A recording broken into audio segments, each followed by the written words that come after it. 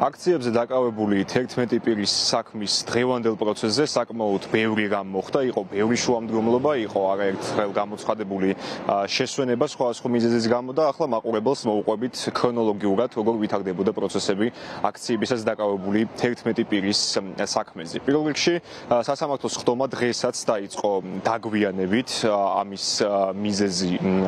ჯერჯერობით არის უცნობი, არ განუმარტავს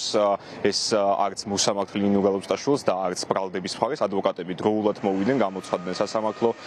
პროცესზე, თუმცა ამის მიუხედავად მაინც დაყოვნებით დაიწყო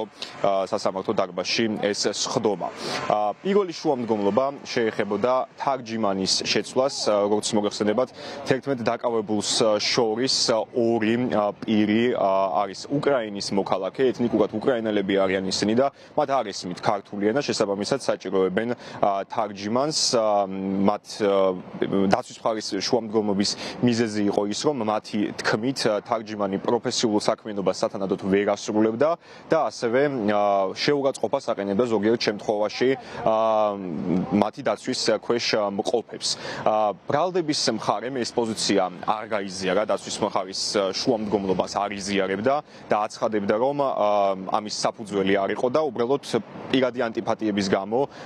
სურდათ თარჯიმნის მოხსნა ამ საქმიდან, თუმცა მოგვიანებით მოსამართლე ნინო გალუსტაშვილმა ეს შუამდგომლობა დაცვის მხარისა დააკმაყოფილა და გამოაცხადა ერთსაათიანი შესვენება, რა დროშიც სასამართლოს უნდა მოეძებნა ახალი თარჯიმანი სერგეი კუხარჩუკისა და რუსლან სივაკოვისთვის. ერთ საათის შემდეგ სხდომა განახლდა, მანანა კარაპეტიანი გახდა ამ სასამართლო პროცესზე ახალი თარჯიმანი და ამ სხდომის განახლების შემდგომ სიტყვის უფლებით ისარგებლეს სწორედ რუსლან სივაკოვმა და სერგეი კუხარჩუკმა. მათ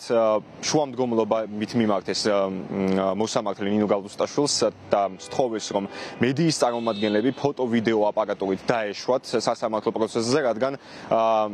რათა მიეცემოდათ საშუალება მათ ოჯახის წევრებს ენახათ სასამართლო პროცესი, ენახათ ეს პროცესი სატელევიზიო ეთერების მეშვეობით, ასევე ინტერნეტის საშუალებით. რუსლან სივაკოვმა თქვა, რომ დედამისი უკრაინაში იმყოფებოდა რუსეთის ომის შედეგად გაანადგურებულ ქალაქ ვოვჩანსკთან, სადაც კავშირი არ იყო და 30 წუთის განმავლობაში, დღის განმავლობაში ირთვებოდა მხოლოდ ინტერნეტი და ითხოვდა, რომ იქნებ გაეთვალისწინებინა ნინო გალუსტაშვილს ეს თხოვნა, თუმცა მოსამართლემ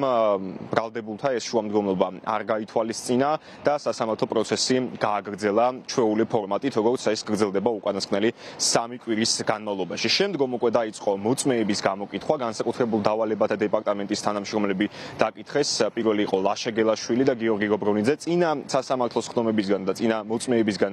განსხვავებით დღევანდელ პროცესზე წარმოდგენილი მოწმეები აცხადებდნენ, რომ მათ სპეციალურ ეკიპირებაზე დატანილი იყო სპეციალური მაიდენტიფიცირებელი ნიშნები, სპეციალური ნომრები, რომლითაც შეეძლოთ მოქალაქეებს, აქციაზე მყოფ პირებს და მათ შორის ჟურნალისტებს, მედიის წარმომადგენლებს ამოიცნოთ ისინი ეს აქამდე არც ერთ მოწმეს არ უთქვამს, მათი თქმით, მოწმეების თქმით, ეს მაიდენტიფიცირებელი ნომრები, შესაბამისი ნომრები მათ დატანილი ჰქონდათ დამცავ ჩაფხუტებზე, თუმცა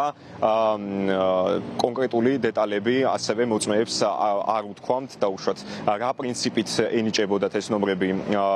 მათ სამართალდამცველებს, ასევე არაფერი თქმულა ადვოკატების შეკითხვაზე იმის შესახებ, რომ სპეციალური დაცვის სამსახურმა,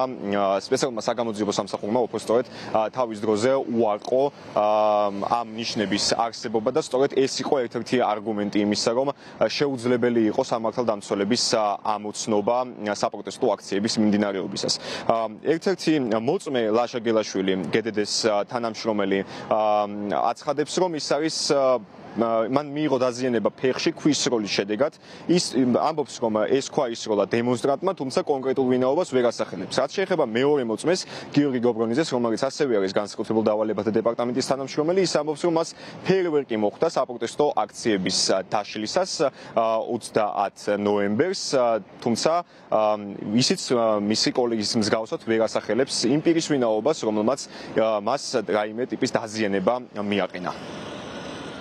ბრალდებულებზე ბევრი ახალი ვერაფერი ვერ გავიგეთ ამ ადამიანებისგან, მაგრამ გავიგეთ კოკა კაციდაძეზე, რომ რაზეც მისი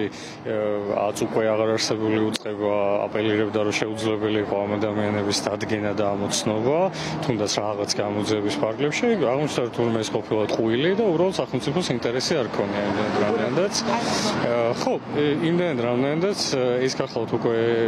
განსაკუთრებულ დავალებათა დეპარტამენტის მესამე თანამშრომელი, რომელმაც დაადასტურა, რომ აუცნობი ნიშნებიც არსებობდა, კონკრეტულ ჯგუფებს კონკრეტული ხელმძღვანელები ყავდა და ფიცის ქვეშ უკვე მათი ვინაობებიც მოვისმინეთ ასევე ადგილზე დავალებების გაცემის სქემა და თანმიმდევრობა, რომ ეს მხოლოდ ვერბალური და ხშირ შემთხვევაში იყო რეაქციული და არავითარი გენერალური მომზადება, გადამზადება, სქემა, სამოქმედო გეგმა, რისკების შეფასების ინსტრუმენტები არ არსებობდა. ფაქტობრივად ეს ადამიანები გამოსული იყვნენ და დამოკიდებული იყვნენ ხმებზე, რასაც გაიგონებდნენ, რა უნდა მოემოქმედებინათ. ეს აჩვენებს, რომ მაშინ როცა ბიჭებს ედავებიან შეთხზულ ბრალით ორგანიზებული ჯგუფურ ძალადობას და მაშინ როდესაც თუნდაც სპეციალურ საგამოძიებო სამსახურს და სხვა ორგანოებს ასობით საქმე უდევთ, სადაც მოქალაქეები არათუ ცემეს, არამედ აწამეს, ასეთ შემთხვევაში არც კი გაჩენია რომელიმე საგამოძიებო ორგანოს იმის სურვილი და ასე ვთქვათ განზრახვა არ ქონია, რომ გამოითხოვოს ეს ინფორმაცია. ან ისიც საინტერესოა, იმიტომ რომ არ დაუსახელებიათ კონკრეტულად ამ პიროვნებებს, სადაწერიათ ზუსტად, ან რა მოცულობით, იმიტომ რომ თუ ახლა ეს ვიდეოში არ გამოჩნდა და თუ სადღაც ისეთ ადგილას არის მიწერილი, რომ მხოლოდ ამ პიროვნებამ მიცეს, ამის მიზობრიობა ცოტა რთული გასარკვევი არის. აქედან გამომდინარე, ჩვენ როდესაც ვხედავთ ტელევიზიებზე, ვინ როგორ ძალადობს, ამ ადამიანების ჩვენებიდან ჩანსო თუ არსებობს პოლიტიკური ნება, თავისუფლად ყველა მათგანის მოძებნა არის შესაძლებელი.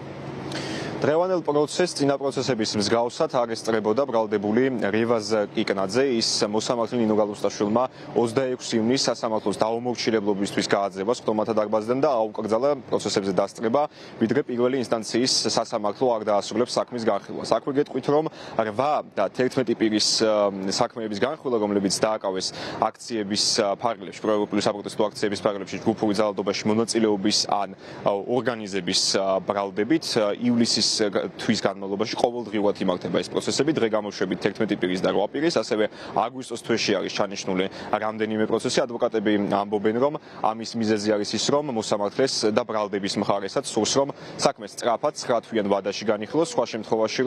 კი სასამართლოს მოუწევს ბრალდებულთა დარბაზიდან დაუყოვნებლივ გათავისუფლება და საქმის ისე გაგრძელება. და ამის თავიდან ასეცილებად, როგორც ადვოკატები ამბობენ, სასამართლო სწრაფად ცდილობს საქმეების განხილვას. მომდევნო პროცესი 11 პირის საქმეზე გაიმართება 21 ივლისს.